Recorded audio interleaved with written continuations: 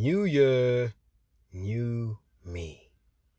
Good morning, Dumilang, Goeiemorgen, and of course, Sanbonani to each and every one of you wonderful people out there. Thank you so much for stopping by. Let us know if these podcasts are, of course, helpful to you by dropping a comment or sending some testimonials over to us on whichever social media platform that you do tune into. We do, of course, now have the Dumo show on Spotify. So if you do use Spotify to listen to your music or your podcasts, you can catch us on Spotify as well. Continuing with Objective October, we will be speaking today about New Year's resolutions, as I mentioned in the previous episode. And the reason why I started this episode with New Year, New Me is because a lot of the time people, or at least when I was still growing up as a child, people used to use that expression a lot. New Year, New Me. They'd say that almost every day in December. New Year, New Me. And essentially, that just became a catchphrase that most people used. And what it basically meant is that in the new year, you hope to bring new things to your life. Perhaps it would be new routines or a new job, a new house, a new car, new a new relationship or new blessings. People had that hope. However, what I've heard recently, in recent years, what I've heard people saying is no longer new year, new me. Instead, it's now new year, same me. Now, I'm not 100% sure what people mean by that. However, the way that I see it, it could be either one of two ways.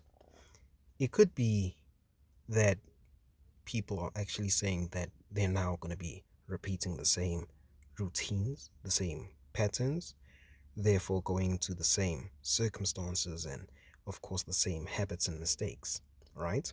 And that would make sense. Or it could mean that same me, as in you're still the same person that you were in the previous year, except you now have new opportunities that are coming to your life, new blessings, which is, of course, something that is so, so beautiful. Either way, whether you look at New Year, New Me, or New Year, Same Me, we all, at the end of each and every year, aspire for certain things in the following year. We all hope for certain blessings and opportunities to come our way. However, where I'm going with this is New Year's resolutions. For some people, this is non existent, whereas for other people, this is tradition. Every December they do this, or for some people, it might be every November they start planning their New Year's resolutions. Now, what some people don't know is that these decisions are for the objectives one seeks to achieve in the following year. New Year's resolutions are something that allow you to set your vision or direction for the following year. The way that most people look at New Year's resolutions is by setting them, say 2023 December. You want to achieve certain things in 2024. And they could try to achieve these said things in that 12-month period. For most people, you could achieve them or you might not achieve these objectives.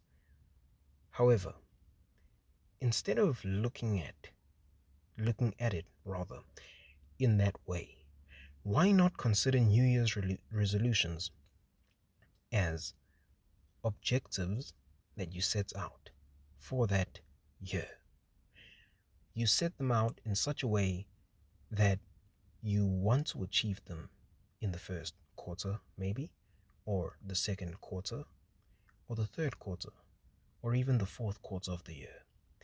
And essentially, the way you do it is you set your resolution for that coming year.